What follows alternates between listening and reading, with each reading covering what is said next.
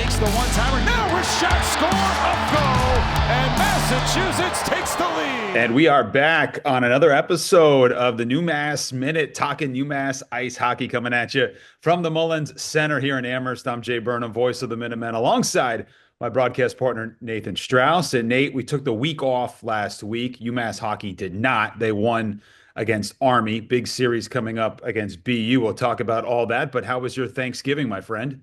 It was great. And, if I had to cut it short for anything, it would be coming back out to the Mullins Center to do that Army game on Friday with Johnny Lazarus, who narrowly made it in time for puck drop with some Long Island traffic. So it was a good time. You know what? It's funny. You want to be a student athlete, right? So I show up here. I had to get some equipment on Thursday, which was Thanksgiving. And there's the Army bus. I mean, those guys were skating around the day before on Thanksgiving. So that just goes to show the dedication, of course, maybe an extra level for the Army team in particular, but there are no days off, essentially. It really is the Bill Belichick model.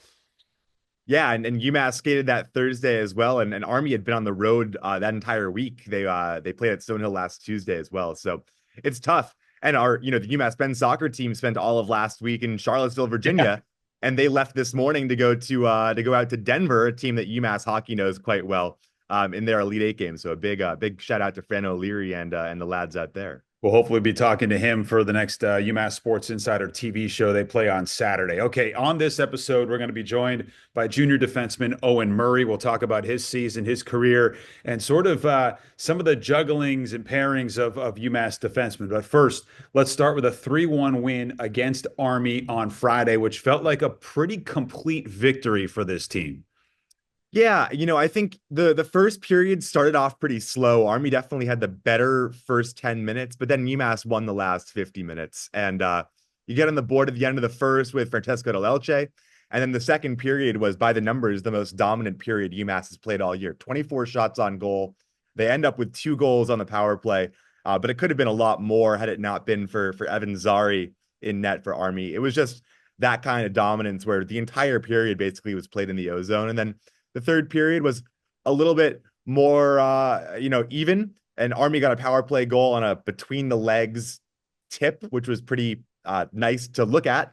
But all in all, a pretty comprehensive effort, especially it's a game that's at a weird time. It's a 4:00 puck drop on Black Friday. Yeah. No students in the building. It's just a little weird. And UMass did their job on Friday. Yeah, I think the coaches across all the sports really worry about basketball played on Wednesday down at Harvard. You worry about the juice that you have going into that, and then all Friday for hockey. So Del Elche gets his 4th goal from the defenseman position. Daniel Jenshko has returned. He gets his 2nd goal of the season. And then Cole O'Hara continues to dominate in points. He's 7th in the NCAA in total points. Let's talk about this power play. Coach Carr was asked about this on his weekly press conference, and he said, look, we're just putting the best 5 guys out there on the ice. It's one of the top power plays in the country, converting at, 27.3% so far this season. Now, if you recall, last couple of seasons, that number's dipped for UMass. So what's been the secret sauce for Coach Carr and this crew? Well, I love the 5 forward look. You don't really see that ever from coaches at any level. Really, it's a rarity, I think, especially in the NHL. The typical model nowadays is 1 defenseman, 4 forwards. It used to be 2 defensemen, 3 forwards a lot of the time. But I really like it. It gives UMass a lot of options, and because of the kind of players who UMass have on that top unit, Connors obviously is the one who sort of plays like the defenseman. He quarterbacks the power play. And then you've got Cole O'Hara, who has a shot, but he also has great vision. And you've got 2 guys in front in Lashmilis and Musa, who are both good with deflections. They're both good down low. And Musa kind of sneaks around on the power play and gets into the slot for chances. And then Idar Suniev is more of that Ovechkin shooter role, although he also has excellent distribution. His vision is so impressive. So it's really balanced. You've got shooters on their shooting side from both wings with O'Hara on the left and Suniev on the right. And so it's, I think, really challenging for defenses and goalies to deal with. And, UMass has had a number of good opportunities on the power play this year that haven't gone. And it was good to see them get rewarded with some shots and a second unit power play goal as well on Friday. Yeah, and so maybe a little humility there for head coach Greg Carvel saying, I just put the best five guys on the ice and gave them a little bit of structure, but certainly working. And what he said, here's his comments post game on Friday after the win against Army. He said, I really like our game tonight. The kids played a solid 60 minutes. We talked about playing the game with integrity, and this group is doing a really good job playing the game the right way. 42 shots. I thought we could have earned another goal or two, but we played solidly and a well defended 60 minutes.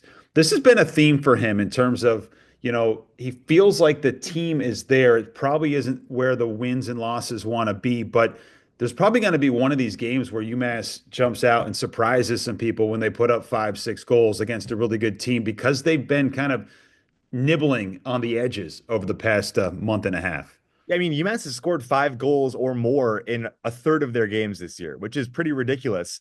And you consider the fact that they have those numbers, and then there's that one stretch of 3 games, the UConn into UVM games, where UMass goes up, goes to OT, ties with UVM the first night, and then gets shut out the second night, despite having twice the number of shots as UVM. Then UVM comes to town a few weeks later, and again, UMass has 41 shots in that game to 18 for UVM. It's just, I mean, you could call it. It seems a little trite, right? When you say, "Oh, we had a good goalie that we ran into," but that maybe. But it's real. But it's real, right? And I'm a big believer in like expected goals. Like as a metric of how did the game actually go? And people sometimes dislike the idea that a coach will say, "Oh, we played the right way, we played well enough to win, but we didn't." It's not making excuses. I think it's really just like looking at how the game went. Sometimes you take twice the number of shots as the next team and you don't get the bounces and a goalie makes plays. That's how it works. Unfortunately, this season is long. You think about last season, how many times UMass didn't have opportunities because of either refereeing decisions that came up at controversial times or bounces that didn't go their way. Northeastern took UMass to overtime because they got a bounce off the boards and sprung one of their players from the penalty box for a 1-0. Harvard got their opening goal against UMass 2 weeks ago because of a weird bounce off the end wall with Rabble out to play the puck. Weird stuff happens in hockey, and you just got to have faith that when over the course of an entire season, you score more than your opponent and create more than your opponent, the numbers will eventually line up. And I think they're starting to bit by bit. But of course, BU coming up, there'll be no time like the present for, more of that. Before we talk BU, before we talk to defenseman Owen Murray, I want to talk about the health and where UMass is in terms of this stretch where you only played one game this past weekend. You get through the upcoming week, and then you've got the time off. Essentially, there's an exhibition game in there as well. But you need to figure out how to get a little healthier, and you did so with the return of Yenchko. What does his presence, I guess, back in the rotation mean for this team? Well, he's something a little different. Greg Carvel said he's the kind of guy who's going to score a lot of goals for us. And he is just a different kind of player. He's shifty, but he's good with the puck and he has a shot. He went bar down on his goal the other day, and getting him healthy is huge. Remember, UMass has been playing almost the entirety of this season down at least one, if not two or three top 9 forwards. And Michael Cameron also came back on Friday after missing 8 games. So between Yenchko and Cameron coming back, now you're only down Cam O'Neill, another top 9 forward. But, for the last month and a half, UMass has been playing a fourth line comprised of players who might not have been getting regular minutes otherwise. And the opportunity is great, but also UMass benefits a lot from having a guy like Yenchko back. And, he gets that goal, his second of the season, and hopefully he continues to fire before going off to World Juniors. All right, so number 11, BU on the docket. A team that's 4-2-1 in conference. UMass 1-4-2. A chance to make up some ground here. Saturday at 6:00 on the road, and then Wednesday here at the Mullins Center at 7:00. How tenacious is this BU team, and what does the outcome of this series look like? Oh, it's so hard, right? Because UMass and BU have played a number of close games that have, in the last couple of years, that have largely ended up in BU's favor. Last year, UMass outplays BU on home ice for 55 minutes, and then Macklin Celebrini, who is going to run away with the Calder this year, or rather with the Calder this year, I think, in the NHL, he banks one home off of Rabble that he just sort of creates out of thin air. I think going all the way back to 2018 or 2019, there was a game that UMass played at BU, where UMass had something like 56 shots on goal, and BU's goalie had a career high by like 10 saves that game. BU seems to find a way to get it done in these games. But this is also a different BU team than in years past. They have Cole Iserman, and he's a goal scorer. But he was originally projected to go number 1 overall. He ends up going a little later in the first round, and he leads the way with 9 goals for them, and he's an Islanders draft pick. But they're a little bit more physical. They're a little bit bigger, but they also don't have Lane Hudson anymore. And Hudson was, battling it out with Ryan Ufko and Scott Morrow, and for being sort of the best defenseman in Hockey East. It's a little bit different. They've had some goaltending issues this year, and they take a ton of penalties. They've been amongst the nation's leaders in penalties taken and penalty minutes all season long. That said, they've got a ton of pedigree. Pandolfo is a really good coach, and there's a reason they're one of the top 12 teams in the country. So it should be fun. Hopefully a lot of students on Wednesday. What would you be pleased with in terms of points coming out of these 2 games? 4. I mean, I'd be pleased with it. So it sort of depends, right? Like, I'd be pleased if it's a road win. I'd be pleased if it's a home win. I think right now where UMass is in Hockey East, just given the slower start points wise, you would take any points that you can get. But I think as far as, building some momentum before you start the second half, it would be nice to get a win, whether it's overtime, regulation. But obviously, like, I want 6 points, every time. So again, this has been a tough place to play for UMass, but yeah, I know, right? They could put me not behind the bench necessarily, but I feel like, Jay, you know how it is. Like, you talk to enough coaches over the course of a week, a year, and some of the stuff just gets internalized, and you're like, yeah, I actually do want to win every game, or like, I actually do want to attack every day, or like do things the right way, That's good motivation, right? Yeah, but BU's a good team. It should be fun, and hopefully UMass can get a result, get back in the rankings before Coop and I head out to Tempe on the 2nd of January. All right, man. Good luck. We'll talk to you next week, and we appreciate you taking the time. Of course, have fun talking with Owen Murray. Can't wait. Here comes Owen Murray from the defense line.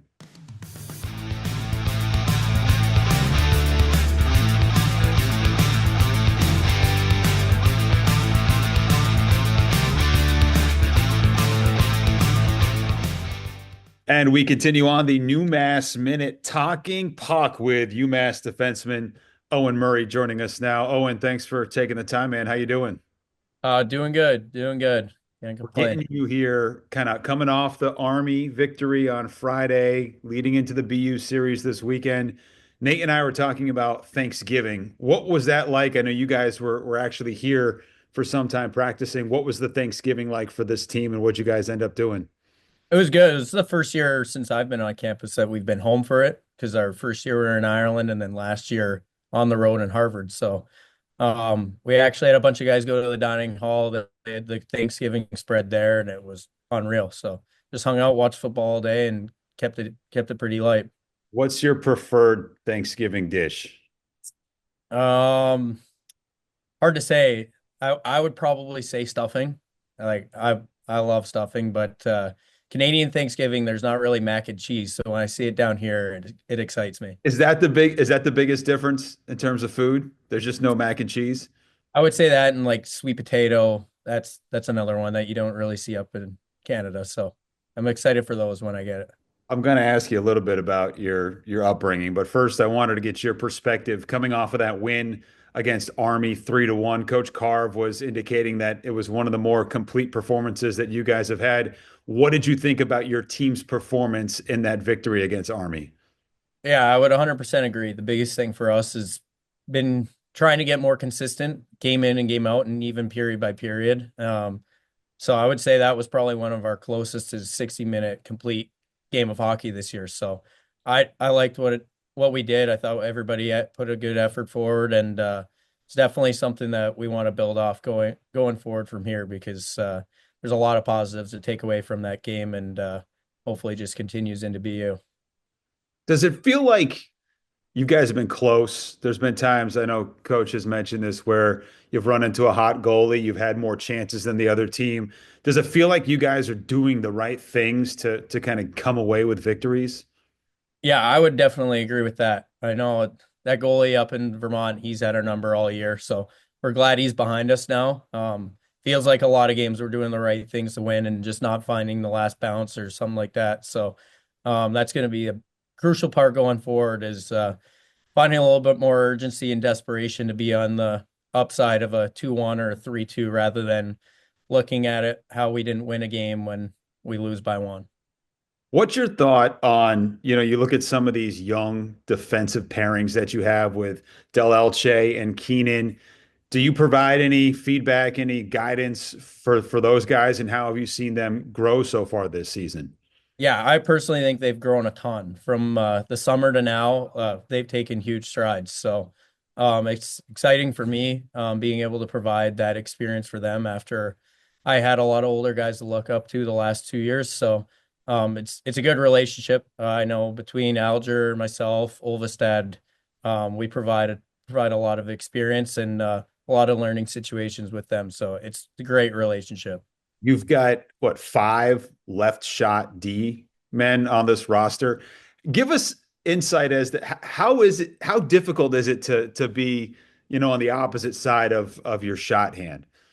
It's pretty tough. I know from experience the last 2 years we had almost five, maybe four right-handers. So it's the opposite of the past couple of years. Now we have a ton of lefties, but having some time with Ufco the last 2 years, like playing the offside is really tough. It changes a lot of the game, the way you see it, looking up ice, trying to find passes to your forwards, but also provides some positives. I definitely think like scoring chances are a lot easier from the offhand. So it gives and it takes a little bit, but I think Larry's played a ton of the left side. I know Alger O'Connor as well. And I think all of them have done a really good job. So yeah, for a young guy especially, it's impressive that he's made that transition. What do you think about, you and your growth in your third year here at UMass? I mean, are there things that you can kind of look at and say, hey, that's something that I'm better at than I was a year or two ago? Yeah, for sure. I think over my 2 years, I've seen myself grow a ton on and off the ice.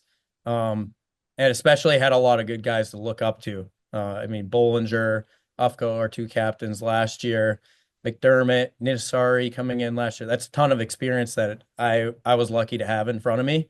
And just taking away defensive details year by year, I think I've finally come into my own a little bit more than the last 2 years on the defensive side of the puck, kind of closing gaps quickly, staying tight on checks, and it's provided me way easier outs out of my zone, spending more time in the O zone.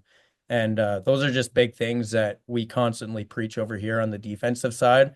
And each kid I feel like that comes in here can walk away with those same details, guy after guy, just based off how we teach and how you learn off the guys that were here before you.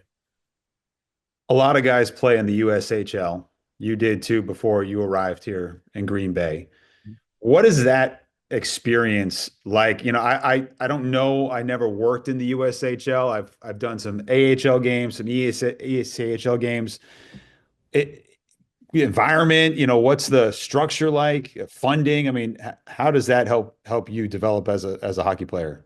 Yeah, for me, I was in the USHL at a time where I truly believe it was like the top tier developmental junior hockey league across almost all of North America. Obviously, there's a lot of talent up north and major junior, but at the time, it was definitely a great stepping stone for me as the skill level and the speed was way better than anything I'd seen before. And I think that was the biggest challenge, and how I improved was based off that. The hardest thing is making that jump to college is it was still like another level below physically, and how the schedule demands is completely different. But the changing landscape now with major junior and USHL, it's going to be harder to predict how kids develop before they come to college in different areas. And I know the USHL is going to probably take some hard hits because of the way the landscape's changing. But for me at the time, it provided me like the best experience. I spent a lot of time in Wisconsin still, just because Green Bay was such a nice spot to play. A lot of good people I met, and yeah, it's just an overall joy to go there and then come here.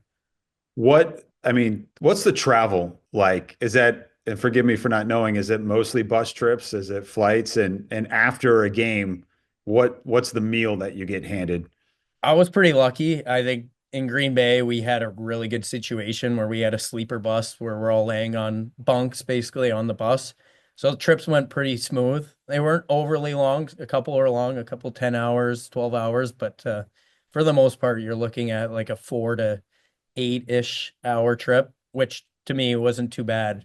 I enjoyed it. I like being on the bus with the guys, and yeah, like I said, we were a pretty wealthy organization, so we're getting a lot of good quality meals. I definitely couldn't complain one bit about my junior experience. And so a trip to Maine or Vermont in Hockey East is a piece of cake, Easy. right? It's easy. This is a piece of cake. We got the best travel in all of college hockey and Hockey East. Now you grew up in Manitoba, and I heard that you grew up on a farm. Can you tell us about that experience? And is this actually like you're out there working on the farm as a kid?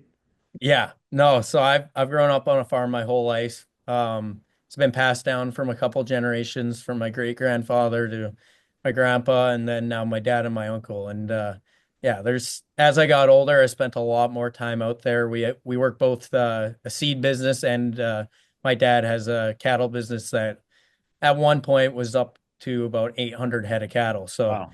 it was no slouch for sure. And even still, it's a heavy business. As now we run north of 5,000 acres of majority seed. So it's a What are lot you of guys hard growing? What are you growing?